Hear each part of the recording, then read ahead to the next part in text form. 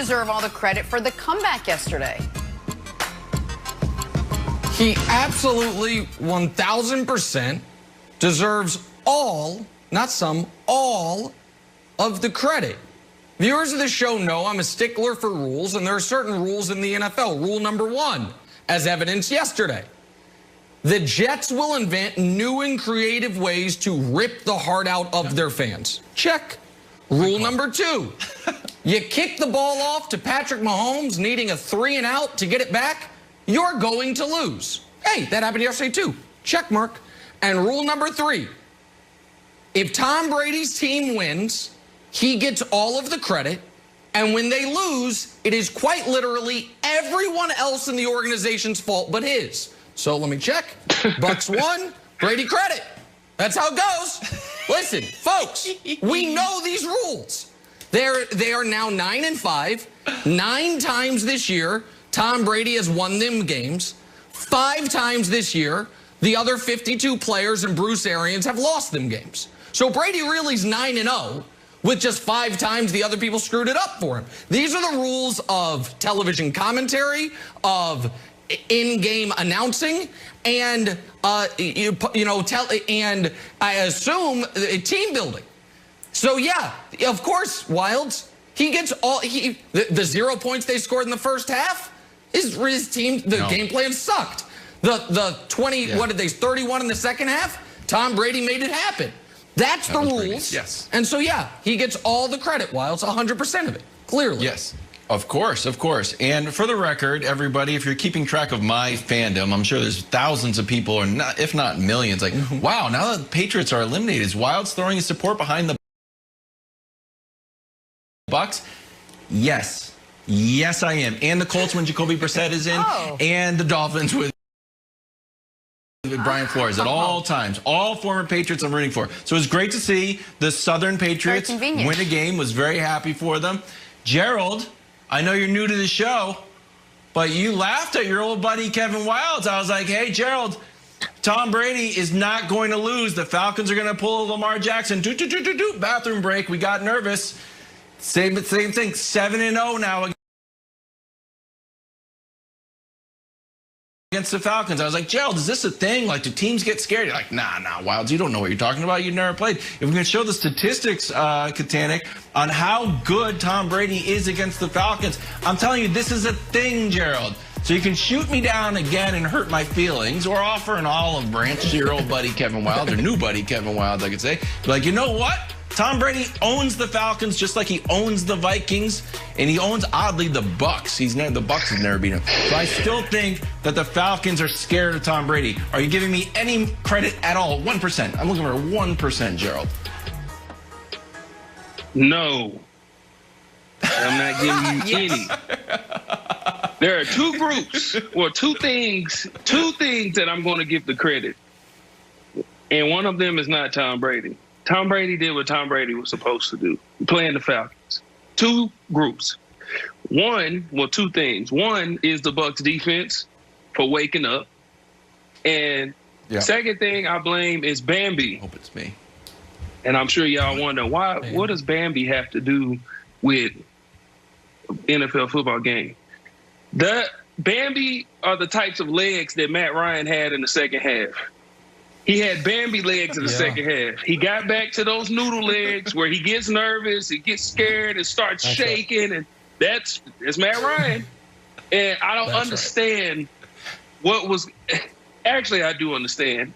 They shouldn't have been down. And like Nick said on Friday, this is fool's gold. Listen, Bucs, I love you. You know I love you. But if I'm going to say we because I'm still a Bucs fan. If we play like this in the playoffs, it's going to get ugly. You cannot go down 17-0 in the playoffs. It's not going to work. We got to do better than that. But Nick, can I ask you something? Should we be concerned and worried about them, like Gerald says, for what we saw in the first half, or should we be encouraged that a couple of tweaks in the locker room for halftime and suddenly they look like a completely different team? Like, what do you take away from that with this team? I take away that this season for the Bucs, not to be self-congratulatory, but let me congratulate myself, is going to go exactly to a T how I said it was going to go after they lost to the Chiefs.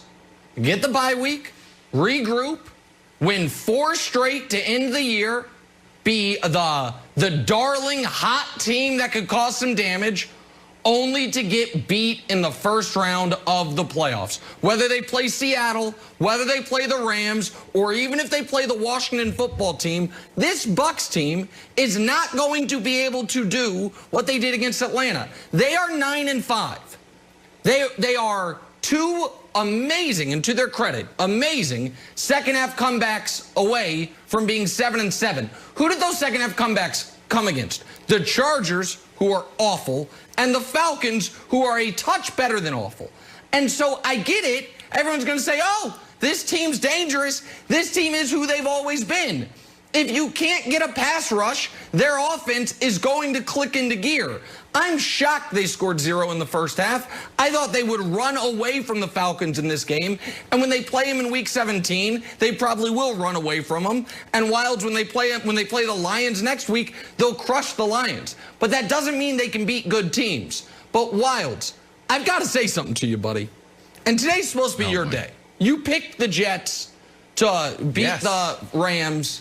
And I haven't wanted to be mean to you because you got that right and your Patriots finally died. But you made a big show of, I am not the type of Patriot fan that is now all of a sudden a Bucs fan. I'm not rooting for them. I have no allegiance to them. This all happened.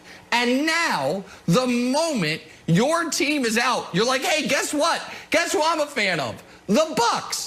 The hell happened, buddy? What happened? No. And the Dolphins, because the Patriots are like Saturday Night Live.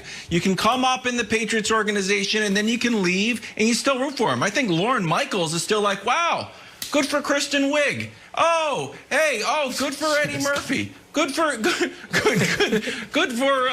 who else left? It got paid. Adam Sandler. Chris Good Rock. for you. I'm not gonna sit there and be like, I don't like Adam Sandler movies if I'm Lorne Michaels. I'll just be happy for everybody. And also because Gerald just joined the show, I'm like, and Gerald says he's still on the Bucs, then I'm gonna root for the Bucs too. I'm gonna root for Tom Brady. I think the world's a nicer place. Can I jump in, Gerald? No, I think you're as worried about the Bucs as I am. No.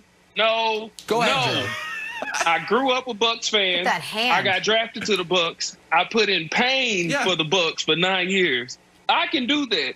You cannot do that. And you disrespected the Bucs because you called them the Patriots of the South, or what'd you call them? Whatever you call them. Disrespect the Bucs. Don't do that. That's a compliment. That's the nicest thing anyone's ever said about the Bucs. I'm tired of people calling Tampa Bay. No. The Brookses and the Sapps and the Lynches, they built that house. Stop calling it Tampa Bay. I'm tired of it. Okay. Sorry. And the McCoys. Let's not forget, the McCoys built it as well. Gerald and LaShawn, his cousin, who's currently on the roster. Let me ask you a quick question, Gerald. As someone who grew up a Bucs fan, who's one of the greatest players in franchise history, do you think my concerns are valid? That this is a team whose offense is going to look great against non-playoff level competition, but if you play a team with a pass rush, they're going to give them massive trouble? Yeah, I believe you saying I haven't heard you tell a lie yet. You're telling the truth. That's what I'm saying. Yesterday, I don't want the fans to be fooled by what they seen yesterday. And I love those guys, but that is not going to win in the playoffs. It's not going to win. They did the same things that they've been doing, starting slow, and the things that they got away with yesterday is not going to work against a playoff team. It's not going to work. So they got to figure this thing out. They better figure it out, or, like you said, they're going to win out and then lose in the first round. I don't want that to happen. I'm truly a Bucs fan, but if they play with this formula, that's what's going to happen. I want 2 Bucs fans right here. That's what I'm rooting for to happen. Dressing for the occasion of hanging out with us. We love your insight. Thank you so much for hanging out with us today. We got to change gears now. Kyler Murray squeaking out the win against Jalen Hurts. But which young quarterback was more impressive? Mike Vick joins the conversation next. First things first.